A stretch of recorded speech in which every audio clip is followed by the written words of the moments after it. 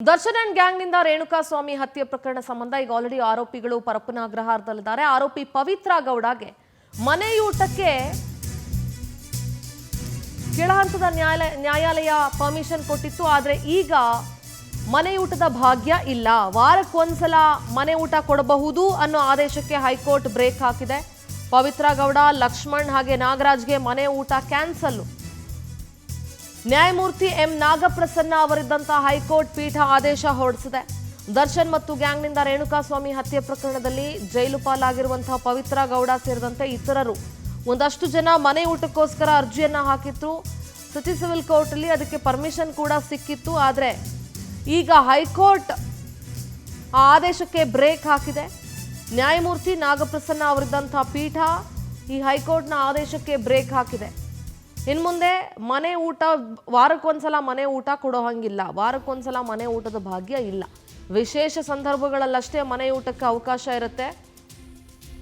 ವಿಶೇಷ ಸಂದರ್ಭಗಳಲ್ಲಷ್ಟೇ ಮನೆ ಊಟಕ್ಕೆ ಅವಕಾಶ ಇರುತ್ತೆ. ಆದರೆ ವಾರಕ್ಕೊಂದ್ಸಲ ಮನೆ ಊಟಕ್ಕೆ ಏನು ಪರ್ಮಿಷನ್ ಸಿಕ್ಕಿತ್ತಲ್ಲ, ಆ ಪರ್ಮಿಷನ್ ಇವಾಗ ಕ್ಯಾನ್ಸಲ್ ಆಗಿದೆ. ಅಂದರೆ ನಿಲ್ಲಿಸಬೇಕು. ಹೈಕೋರ್ಟ್ನ ನಾಗಪ್ರಸನ್ನ ಅವರಿದ್ದಂತಹ ಪೀಠ ಇದೆಯಲ್ಲ, ನ್ಯಾಯಮೂರ್ತಿ ನಾಗಪ್ರಸನ್ನ ಅವರಿದ್ದಂತಹ ಪೀಠ, ಆ ಪೀಠ ಈಗ ಅದಕ್ಕೆ ತಡೆ ಒಡ್ಡಿದೆ. ಆ ಆದೇಶವನ್ನು ಕ್ಯಾನ್ಸಲ್ ಮಾಡಿ ಯಾವುದೇ ರೀತಿ ಮನೆ ಊಟ ಗಿನೆ ಊಟ ಇಲ್ಲ, ವಾರಕ್ಕೊಂದ್ಸಲ ಮನೆ ಊಟದ ಆದೇಶ ಇತ್ತಲ್ಲ, ಅದಕ್ಕೆ ಹೈಕೋರ್ಟ್ ಬ್ರೇಕ್ ಹಾಕಿದೆ.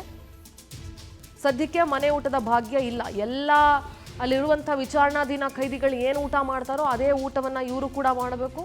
ವಿಶೇಷ ದಿನಗಳಲ್ಲಷ್ಟೇ ಮನೆ ಊಟಕ್ಕೆ ಅವಕಾಶ ಇರುತ್ತೆ. ವಾರಕ್ಕೊಂದ್ಸಲ ಮನೆ ಊಟಕ್ಕೆ ಪರ್ಮಿಷನ್ ಇರೋದಿಲ್ಲ.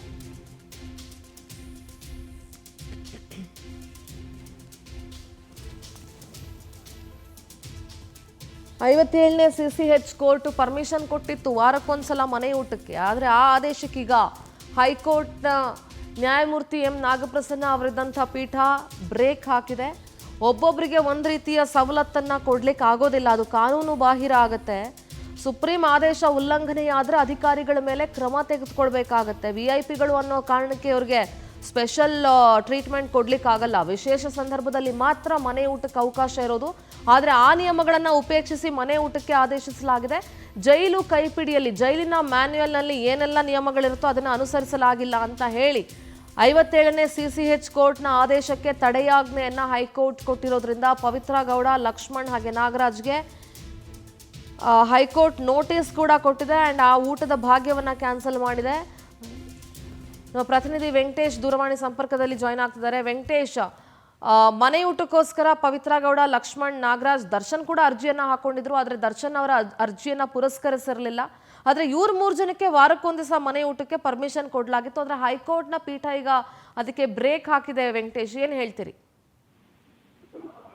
ಹೌದು, ಯಾಕಂದ್ರೆ ಹೊರಗೆ ಜೈಲಿನಲ್ಲಿ ಈಗಾಗಲೇ ಸಾವಿರಾರು ಜನ ಕೈದಿಗಳಿದ್ದಾರೆ, ಅವ್ರನ್ನೆಲ್ಲ ಆರೋಪಿಗಳಿದ್ದಾರೆ, ಕೈದಿಗಳಿದ್ದಾರೆ. ಎಲ್ಲರಿಗೂ ಕೂಡ ಒಂದೇ ರೀತಿಯಾದಂತಹ ಒಂದು ಊಟವನ್ನ ಕೊಡ್ಲಾಗ್ತಾ ಇದೆ. ಅದರಲ್ಲಿ ಈಗ ಯಾಕೆ ಮಾತ್ರ ಸ್ಪೆಷಲ್ ಆಗಿ ಕೊಡಬೇಕು ಅನ್ನುವಂತಹ ಒಂದನ್ನು ಕೂಡ ಈಗ ಸರ್ಕಾರದ ಪರವಾಗಿ ವಕೀಲರು ವಾದವನ್ನ ಮಾಡಿದ್ರೆ. ಯಾಕಂದ್ರೆ ಈ ಪ್ರಕರಣದಲ್ಲಿ ಈಗ ಏನೊಂದು ಜೈಲಲ್ಲಿ ಕೊಡ್ತಾ ಇರುವಂತಹ ಊಟ ಏನಿದೆ ಅದನ್ನ ಸರ್ಟಿಫೈಡ್ ಮಾಡಿರುವಂತದ್ದು, ಅದನ್ನೆಲ್ಲವೂ ಗುಣಮಟ್ಟದ ಒಂದು ಆಹಾರವನ್ನು ಒದಗಿಸಲಾಗ್ತದೆ. ಅದರಿಂದ ಯಾವುದೋ ಒಬ್ಬ ಕೈದಿಗಾಗಿರ್ಬೋದು, ಆರೋಪಿಗಾಗಿರ್ಬೋದು ಆರೋಗ್ಯದಲ್ಲಿ ಏನೂ ತೊಂದರೆ ಆಗಿರ್ಲಿಲ್ಲ. ಹಾಗಾಗಿ ಈಗ ಮಾತ್ರ ಯಾಕೆ ಸ್ಪೆಷಲ್ ಆಗಿ ಕೊಡಬೇಕು ಅನ್ನೋಂಥದ್ದನ್ನು ಕೂಡ ಇಲ್ಲಿ ಪ್ರಶ್ನೆ ಮಾಡಿದ್ರು. ಕಳೆದ ಕೆಲವು ದಿನಗಳ ಹಿಂದೆ ಕೂಡ ಏನೊಂದು ಆರೋಪಿಗಳೇನಿದ್ರು ಜೈಲಲ್ಲಿ ಇದ್ದಾರೆ, ಲಕ್ಷ್ಮಣ್, ನಾಗರಾಜ್, ಪವಿತ್ರ ಗೌಡ ಸೇರಿದಂತೆ ಅವರಿಗೆ ಊಟದ ಒಂದು ವ್ಯವಸ್ಥೆ, ಮನೆ ಊಟ ಒಂದು ವಾರಕ್ಕೊಮ್ಮೆ ಊಟವನ್ನು ಕೊಡೋದಕ್ಕೂ ಕೂಡ ಏನೋ ಒಂದು ಕೋರ್ಟ್ ಆದೇಶವನ್ನು ಕೊಟ್ಟಿದ್ದು. ಆ ಆದೇಶದ ಪ್ರತಿಯನ್ನು ಹಿಡ್ಕೊಂಡು ಅವರು ಕುಟುಂಬಸ್ಥರು ಕೂಡ ಬೆಳಗಿನಿಂದ ಸಂಜೆವರೆಗೂ ಕೂಡ ಕಾದ್ರು. ಜೈಲಾಧಿಕಾರಿಗಳು ಅದಕ್ಕೆ ಅವಕಾಶವನ್ನು ಮಾಡಿಕೊಟ್ಟಿರಲಿಲ್ಲ. ಕಾರಣ ಏನಂತ ಹೇಳಿದ್ರೆ ಅವರಿಗೆ ಯಾವುದೇ ರೀತಿಯಾದಂತಹ ಆದೇಶದ ಪ್ರತಿ ಕೂಡ ಜೈಲಾಧಿಕಾರಿಗಳಿಗೆ ಲಭ್ಯವಾಗಿರಲಿಲ್ಲ. ಆದರೆ ವಕೀಲರ ಏನು ಹೇಳಿದ್ರೆ ಅದನ್ನ ಕೇಳ್ಕೊಂಡು ಅವ್ರು ಹೋಗಿದ್ರು. ಆದರೆ ಸಂಜೆ 4 ಗಂಟೆ ನಂತರ ಅವರು ವಾಪಸ್ ಬಂದಿರುವಂತದ್ದಕ್ಕೂ ಉಂಟು.